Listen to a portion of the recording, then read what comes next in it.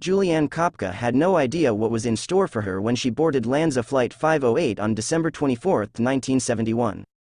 The 17-year-old was traveling with her mother from Lima, Peru to the eastern city of Pucallpa to visit her father, who was working as a zoologist in the Amazonian rainforest.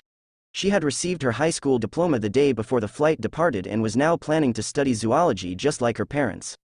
But suddenly, the hour-long flight turned into a nightmare when a massive thunderstorm rolled in and lightning struck the plane, sending it hurtling downward toward the jungle below. "Now it's all over," Juliane Kopka recalled hearing her mother say. Then, as the plane began to disintegrate in midair, Juliane Kopka and the seat she was strapped into became detached from the crumbling plane itself. The next thing she knew, she was falling 10,000 feet through the air and into the canopy. But when Juliane Kopka finally slammed into the ground, she miraculously survived, and her story of astonishing perseverance wasn't over yet. Born in Lima on October 10, 1954, Juliane Kopka was the child of two German zoologists who had moved to Peru to study wildlife. Starting in the 1970s, Kopka's father lobbied the government to protect the jungle from clearing, hunting and colonization. Dedicated to the jungle environment, Kopka's parents left Lima to establish Panguana, a research station in the Amazon rainforest. There, Kopka grew up learning how to survive in one of the world's most diverse and unforgiving ecosystems. "I grew up knowing that nothing is really safe, not even the solid ground I walked on," Kopka, who now goes by Dr. Diller, told the New York Times in 2021. "The memories have helped me again and again to keep a cool head even in difficult situations." By the memories, Kopka meant that harrowing experience on Christmas Eve 1971. On that fateful day, the flight was meant to be an hour long. But just 25 minutes into the ride, tragedy struck. Juliane Kopka was seated in 19F beside her mother in the 86 passenger plane when suddenly, they found themselves in the midst of a massive thunderstorm. The plane flew into a swirl of pitch-black clouds with flashes of lightning glistening through the windows. As baggage popped out of the overhead compartments, Kopka's mother murmured, "Hopefully this goes all right." But then, a lightning bolt struck the motor, and the plane broke into pieces. "What really happened is something you can only try to reconstruct in your mind," recalled Kopka. She described people's screams and the noise of the motor until all she could hear was the wind in her ears. "The next thing I knew, I was no longer inside the cabin," Kopka said. "I was outside, in the open air. I hadn't left the plane had left me." Still strapped to her seat, Juliane Kopka realized she was free falling out of the plane.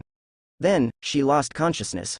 When she awoke, she had fallen 10,000 feet down into the middle of the Peruvian rainforest, and had miraculously suffered only minor injuries.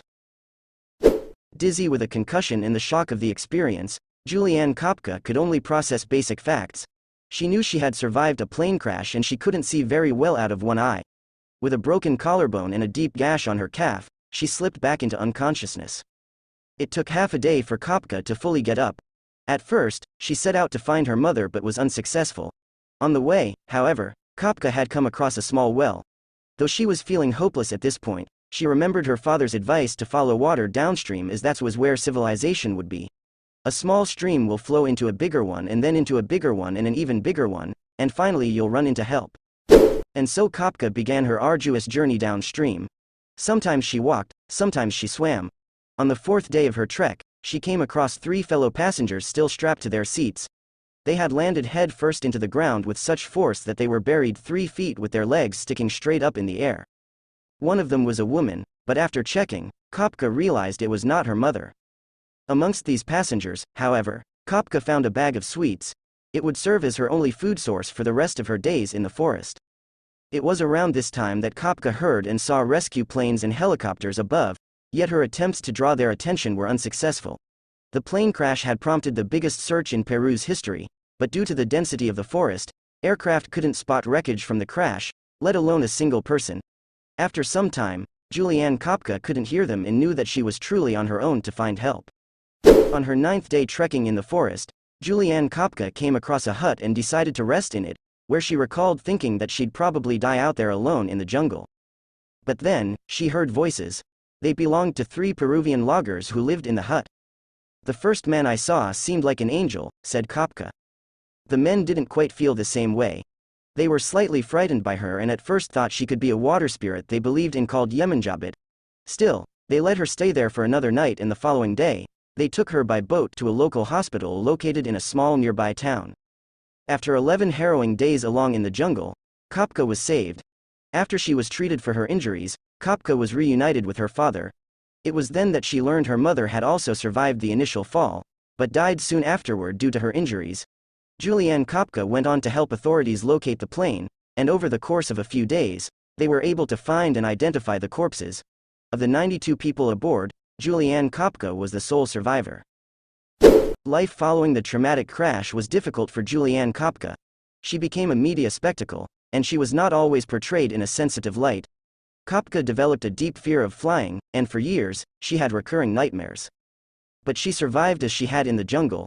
She eventually went on to study biology at the University of Kiel in Germany in 1980, and then she received her doctorate degree. She returned to Peru to do research in mammalogy. She married and became Julianne Diller. In 1998, she returned to the site of the crash for the documentary Wings of Hope about her incredible story. On her flight with director Werner Herzog, she once again sat in seat 19F. Kopka found the experience to be therapeutic. It was the first time she was able to focus on the incident from a distance and, in a way, gain a sense of closure that she said she still hadn't gotten. The experience also prompted her to write a memoir on her remarkable tale of survival, When I Fell from the Sky.